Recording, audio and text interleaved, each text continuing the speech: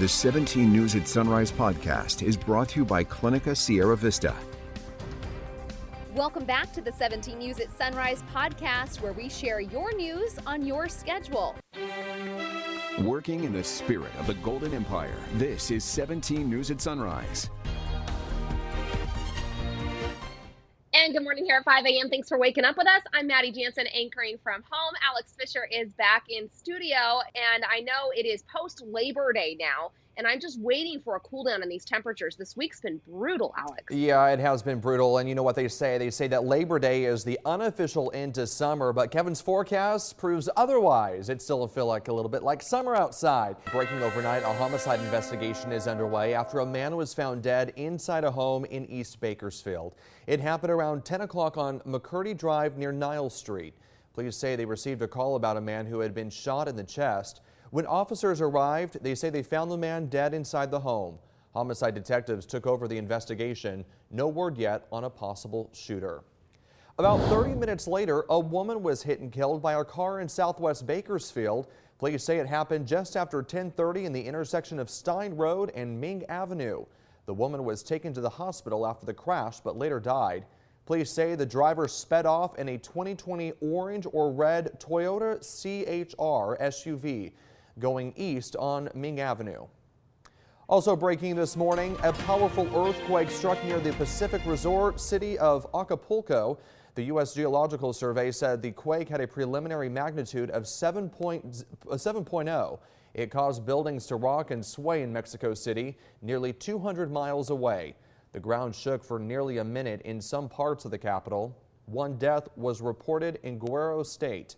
There are no reports of major damage. Education news, and now to a much-awaited decision on boundary changes as a new high school is set to open in Bakersfield next year. Motion carries 3-2. Plan 3 is adopted. The Kern High School District Board of Trustees voted last night to adopt Plan 3 in redrawing the boundary lines for Del Oro High School. The new school at East Panama Lane and Cottonwood Road is set to open August of 2022. Trustees were presented with 3 maps showcasing potential boundary changes. Plan 3 will send students from Arvin High, Golden Valley, Miramonte, and South High to Del Oro. I understand there are few guarantees in life, but unnecessarily forcing a school change on neighborhoods and families who are happy and invested where they are has more potential to negatively impact and disrupt both schools and their established cultures. Students from several other schools will also be impacted, and you can find the new boundary changes on the district's website, khsd.org. Your time now is 5:04. The Roman Catholic Diocese of Fresno got back to us regarding the letter claiming that former Bakersfield priest Craig Harrison left the priesthood the same week the Vatican had scheduled a church trial on allegations by 7 minors of misconduct by Harrison. The diocese said simply the letter speaks for itself and did not elaborate. The letter, read Sunday at all masses at St. Francis of Assisi Church, says the allegations against Harrison are credible. Some of those allegations were more than 20 years old. Allegations against Harrison have been investigated by police in 3 counties, but no charges have been filed. Attorney Kyle J. Humphrey, who spoke on Harrison's behalf multiple times, says he wasn't surprised by the letter's contents, describing the bishop's approach to the investigation as obsessive, angry, and unchristian. You can download the complete letter and the response on our website, kget.com. Your time now is 5:05. Federal stimulus funds are finally trickling down to the pockets of county workers. The new budget recently passed by the Kern County Board of Supervisors includes more than $20 million set aside for essential workers. The budget, which was passed last Tuesday, includes more than $22 million in premium pay for county employees affected by the pandemic. More than 7,000 workers, firefighters, law enforcement, public works, and more will each get a $3,000 bonus. The funding for the package comes from the American Rescue Plan Act, signed by President Biden in March. Although guidelines from the Treasury specify assistance is aimed at low-wage essential workers, every Kern County employee, from low-wage staff members to the Board of Supervisors, will receive a bonus check. The end of the day, felt that the most equitable thing to do was to go ahead and treat all our employees the same when it comes to how much premium pay they would be receiving in this case. Kern County's allotment of the American Rescue Plan totals nearly $175 million. In addition to premium pay, the money will be used to improve infrastructure and offset the county's losses during the pandemic. Looking ahead to this weekend, and Saturday marks the 20th anniversary of the 9/11 attacks. Multiple ceremonies are taking place in town to honor those who lost their lives. The Bakersfield Fire Department is hosting a public 9/11 memorial ceremony. There will be 2 ceremonies on Saturday. The first is at 9:30 in the morning, followed by an evening ceremony at 7 p.m. Both ceremonies will take place at BFD Firehouse 15 on Buena Vista Road. Everyone is invited to attend. If you can't make it, BFD will also be live streaming the events. Also this Saturday, SSD Alarm and Salty's Barbecue and Catering are teaming up to honor our local first responders with their 19th annual Hero Appreciation event. They'll be serving up free barbecue lunches to members of the Kern County Sheriff's Office, the Bakersfield Police Department, California Highway Patrol, and county and city firefighters. It's happening Saturday from 10 a.m. till 2 p.m. at SSD Alarm on Fruitvale Avenue. And be sure to tune in to 17 News this Saturday as we take a look back on the tragic events of September 11th, 2001 and how it impacted us here at home. The hour-long special broadcast is happening from 9 p.m. till 10 p.m. right here on TV 17. Time now, it's 5:31, and now to our continuing coverage of coronavirus here in Kern County, with health officials reporting an alarming spike in cases from over the holiday weekend. Public Health announced nearly 2,000 new coronavirus cases yesterday with 3 new deaths.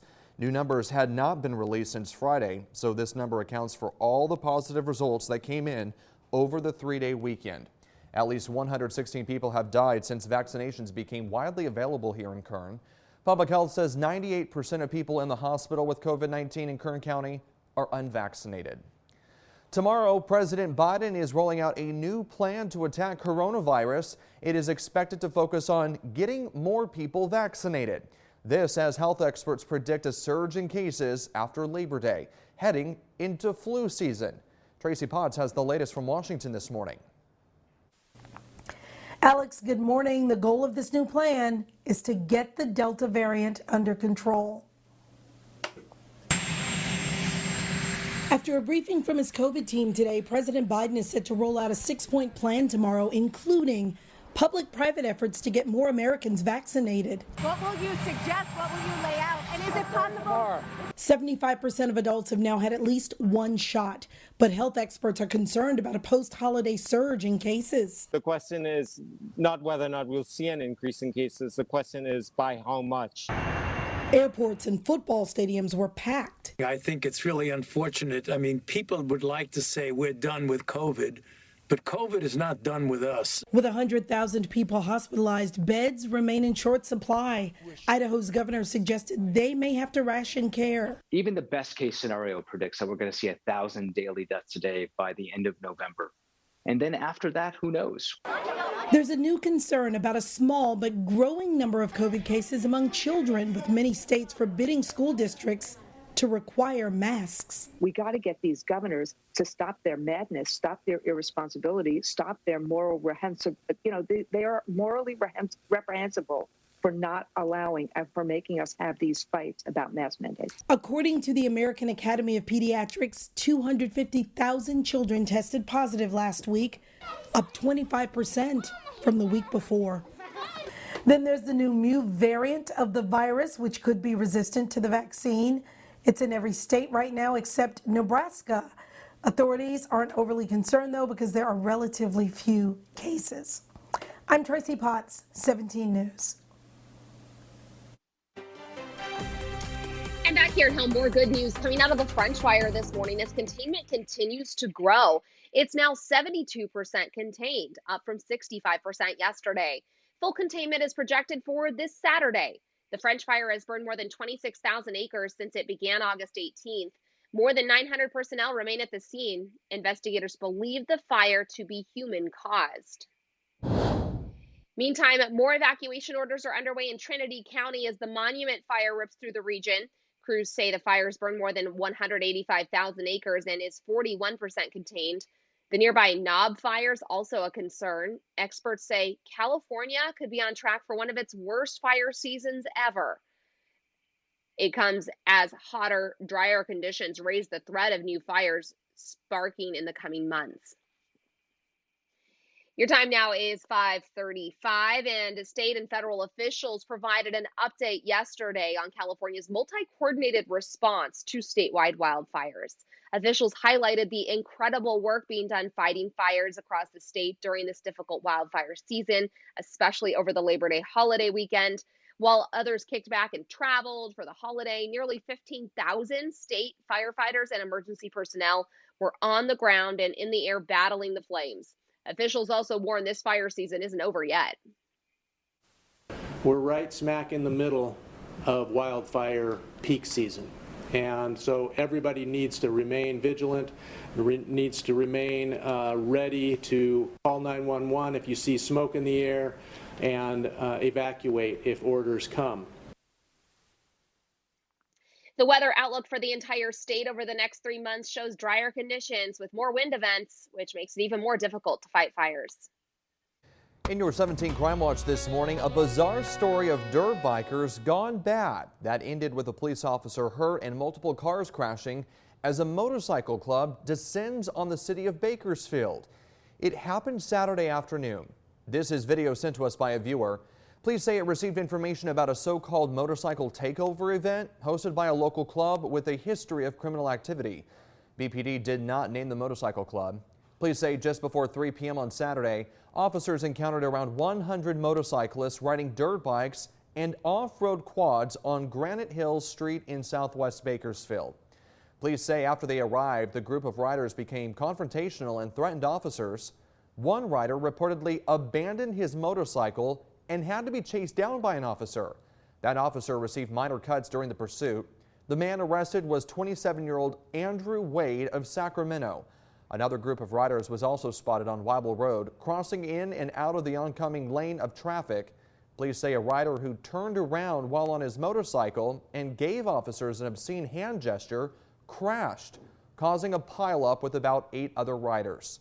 20-year-old Daniel Hernandez and 32-year-old Brad Russell, both of Bakersfield, were arrested. They were booked on charges of felony evading and conspiracy. No other arrests were reported.